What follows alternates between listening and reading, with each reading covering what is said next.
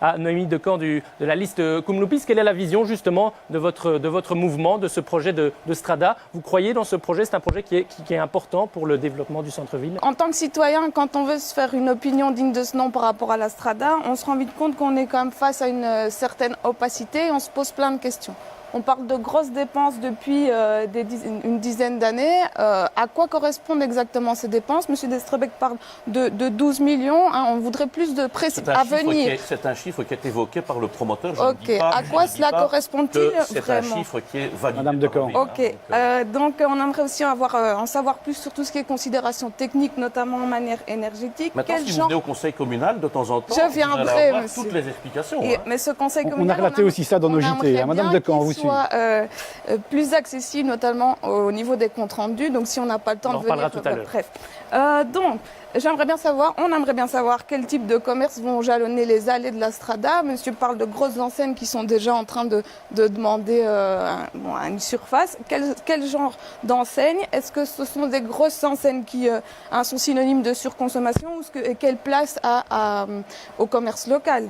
On parle de consommation, quelle place à la consommation responsable? Le loisir, il y aura du loisir là-bas, est-ce qu'il correspond vraiment à la demande des citoyens? Les logements, on parle d'une grosse quantité de logements. Est-ce que ce sera uniquement des logements au standing ou est-ce que ce sera adapté à toutes les couches sociales? Les loyers, pour les commerçants locaux, par exemple, est-ce qu'on peut imaginer qu'un accord avec la ville et le propriétaire à ce moment-là de la Strada pour diminuer le loyer des commerces locaux? Et surtout, quel sera le regard de la ville par rapport à ce qui va se passer à la Strada? Est-ce que la ville aura par exemple des parts? Bref, toute une série de questions qu'on se pose et surtout en tant que citoyen conscient des enjeux écologiques. Le rapport du GIEC est sorti lundi, voilà, des petits pas, ça ne sert pas, il faut faire prendre de grandes mesures. Et nous, on se demande si cette Strada, c'est pas encore enfoncer le clou. Et on propose, on sait bien sous peine de perte économique trop importante, on ne peut pas jeter le projet. On propose de le revoir complètement. Merci beaucoup. On revient. Monsieur Guerrero, au cœur de votre projet, il y a la participation citoyenne. Comment faire concrètement pour investir le citoyen, en tout cas pour que le citoyen s'investisse dans la politique et dans la gestion communale? À l'heure actuelle, la participation citoyenne, c'est beaucoup de demi-mesures. Il faut vraiment impliquer le citoyen dans le processus dès le début et pas juste lui proposer des idées qu'il puisse dire oui ou non. C'est vraiment l'inclure dans la construction des idées et des projets de la ville. Définir des méthodes de référendum, de conseils citoyens. Ça doit être fait au niveau de la ville, qui doit définir des règles pour voir comment récolter l'avis des citoyens et ensuite voir les grandes priorités avec les citoyens, en débattre, les citoyens remettent des propositions et la ville analyse la faisabilité de ces propositions. Mais je pense que le citoyen doit être impliqué de A à Z, sinon il ne se sent pas investi. On voit qu'un tiers des citoyens wallons, s'ils ne pouvaient, n'iraient pas voter ce dimanche. C'est criant de vérité par rapport à l'implication. On ne les implique pas, on ne les invite pas. Du coup, ils prennent leur distance par rapport à ça. Monsieur Guerrero, et puis on vous donnera la parole, Madame Guillaume. Je veux bien. Donc, comme le signale Monsieur Herman, le VIF a fait le grand baromètre de la transparence pour les grandes villes wallonnes et la Louvière a reçu un grand carton rouge par rapport à la transparence. Et nous, chez Koumloupis, on a défini avec les citoyens ont défini une charte de bonne gouvernance qui est consultable sur notre site, qui reprend des éléments assez simples à mettre en place et qui sont déjà réalistes dans d'autres pays, comme la publication des agendas, la publication des dépenses des élus, toutes sortes de mesures qui permettent de comprendre ce qui se passe au jour le jour dans une ville, les budgets, les salaires, etc. C'est quelque chose qui est très difficile à obtenir de la part de la ville. Je m'y suis frotté moi-même, j'ai essayé d'obtenir des documents, j'ai essuyé des refus, j'ai dû insister et faire intervenir la CADA pour récupérer certains documents comme les budgets de la ville, les rapports financiers, etc. Donc c'est quelque chose de vraiment opaque dans notre ville et nous, Koumloupis, tendons la main aux partis sur le sujet de la transparence et de la démocratie participative. On veut être dans la majorité pour aider à plus de transparence et de démocratie participative parce que pour nous, un élu est un porte-parole de citoyen et il exécute ce que le citoyen remonte. L'élu n'est plus un décideur seul comme c'était le cas dans le siècle passé. On n'a pas encore entendu Madame Decamps pour Kumlupis concernant ce développement économique. Et les autres aussi. La création d'une monnaie locale pour développer le commerce local.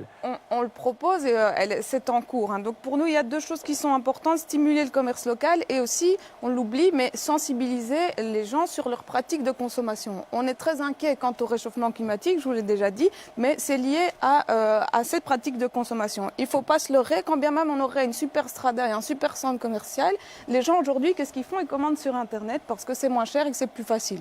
Donc, nous, ce qu'on veut, c'est faire comprendre que acheter local, c'est profitable à l'économie locale et que c'est profitable aussi à l'environnement. Alors, on a développé cet outil de transition qui est la monnaie locale. On l'a appelé le Loupi. Et en gros, pour faire bref, cette monnaie locale, elle concentre l'argent dans un territoire donné. Elle lui permet de circuler plus longtemps et éviter les fuites d'argent. Donc, on redynamise en plus les échanges entre producteurs, consommateurs, commerçants, etc. Ce qui crée des circuits courts et une solidarité. On s'achète les uns les autres, on réduit les transports et en plus, plus on a d'achats locaux, plus on produit, plus le chiffre d'affaires du commerçant va augmenter, plus les prix peuvent diminuer et plus lui va pouvoir peut-être engager quelqu'un pour pallier à cette augmentation de production. Donc ça peut créer de l'emploi, la monnaie locale, et en plus on imagine qu'à long terme, on puisse effectuer des microcrédits pour soutenir les entreprises éthiques, par exemple. Donc voilà, si tout le monde joue le jeu, c'est vraiment un outil génial en ce qui concerne la responsabilisation notamment du consommateur quant à son rôle sur le développement économique de sa région et à l'employabilité de son concitoyen. On a entendu votre réponse, on va donner la parole à Monsieur Guerrero. Comment doit s'articuler justement cette offre de logement à la Louvière entre les logements publics et les logements issus de promoteurs immobiliers? Mais on parle beaucoup de logements publics ou de logements de promoteurs immobiliers. Avec la Strada, je pense qu'on aura suffisamment de logements de promoteurs immobiliers pour couvrir les besoins de certaines personnes. Ce n'est pas toujours le cas des Louviérois, ces logements ne sont pas à la portée de tout le monde. Par contre, on parle peu de transition écologique et je pense que quand on parle d'urbanisme et de logement, il y a ça à prendre en considération. Et je pense qu'il y a un travail à faire au niveau de la législation, par exemple des habitats légers de type yourte ou container écologique, comme on voit maintenant, c'est très tendance, c'est pas cher à construire, c'est très écologique. Mais pour l'instant, malheureusement, ce type de logements, qui pourraient être des logements très abordables, ne sont pas constructibles, ne sont pas autorisés dans des zones d'habitat, ils sont seulement autorisés dans des zones touristiques. Donc je pense qu'en travaillant la législation autour de l'urbanisme, on pourrait créer une nouvelle bouffée d'air au niveau du logement louviérois. On a une réaction d'un internaute, un certain Jérôme, qui nous affirme que les pistes cyclables sont quand même relativement dangereuses sur la Louvière. Monsieur Guerrero, vous partagez cet avis? On n'en fait pas suffisamment à la Louvière en matière de mobilité douce. Quelles sont vos propositions? Oui, tout à fait. Je ne sais pas si nos élus ont déjà pris le vélo à la Louvière, mais c'est très dangereux, comme le dit ce téléspectateur. Les pistes cyclables sont discontinues, donc ça s'arrête d'un coup, il n'y a plus rien après. Et c'est vraiment pas top. La mobilité douce, c'est pas juste dessiner des petits vélos au sol, c'est aussi penser des vraies pistes cyclables, faire des zones réservées peut-être aux vélos, autoriser que les voitures de riverains sur certaines heures. Je pense qu'il y a des solutions qui peuvent être appliquées et créer aussi des vrais parkings de dissuasion en périphérie, parce que c'est bien de mettre des pistes cyclables, mais si les gens ne savent pas approcher la ville, ils ne prendront pas le vélo. Donc le fait d'avoir des parkings de dissuasion avec peut-être, pourquoi pas, des navettes qui feraient le relais vers le centre-ville gratuites, qui seraient compris dans le ticket du parking, pourraient être des solutions qui amélioreraient la mobilité. On n'a pas encore entendu Kumlupis sur le sujet de la sécurité. Oui, donc pour la sécurité, nous on prône plus de proximité. Donc on parlait de la zone de police, c'est très bien si elle est si c'est un lieu plus adapté, mais on aimerait bien une police un peu comme vous prenez, de proximité, plus d'actions locales, moins d'actions de force comme on a pu en voir à la fin de Décrocher la Lune, qui instaure un espèce de climat de peur. Nous, on se dit, et par les structures participatives qu'on veut amener avec cette démocratie participative, que ça peut recréer du lien entre les gens, entre les générations, entre les cultures. Si je travaille pour un projet dans mon quartier, je vais me sentir déjà plus responsable. Monsieur Destrebec disait qu'on ne se sentait pas très responsable, on commettait plus d'incivilité. Bien justement, si on est plus responsable de sa zone, de son quartier, plus investi, on est peut-être moins à même de dégrader et on se sent peut-être tout ce sentiment de peur, de la peur de l'autre, de l'individualisme, etc. que notre société nous insuffle. Bien peut-être que ça va céder la place à plus de convivialité. Pas parler de tout le monde. Le sport pour tous, c'est quelque chose d'important aussi pour la liste Kumlupis. C'est quelque chose d'important parce que c'est vecteur de liens sociaux et c'est important dans une ville. Maintenant, on se pose la question effectivement, est-ce que l'offre culturelle et sportive actuelle répond réellement à la demande des Louviérois ? Est-ce que les Louviérois ont été sondés? On met souvent le football en avant, mais il y a beaucoup de talents sportifs louviérois dans d'autres disciplines et je pense que ça aurait le mérite d'être mis plus en avant. Justement, Monsieur Guerrero, on a fait le reproche tout à l'heure de trop parler du centre-ville. Mais justement, comment faire, selon vous, pour amener la culture, pour amener les événements en dehors de la Louvière en tant que telle et d'animer l'ensemble de la ville et de ses communes? Je pense que l'ensemble de l'entité a un passé historique et une richesse culturelle qui est sans doute sous-exploitée. Et il y a beaucoup de lieux touristiques, culturels, phares de notre région qui pourraient être utilisés pour des événements où on créerait moins de bruit, on va dire, en centre-ville et qui permettrait aussi d'animer les quartiers pour ne pas oublier les autres quartiers. Et vous pensez à quels endroits ou à quel type de projet? Je sais pas moi, par exemple à Bois-du-Luc, l'écomusée ou l'ascenseur de Thieux, qui est une zone vraiment calme et où un événement ne dérangerait pas des habitants aussi proches qu'en centre-ville.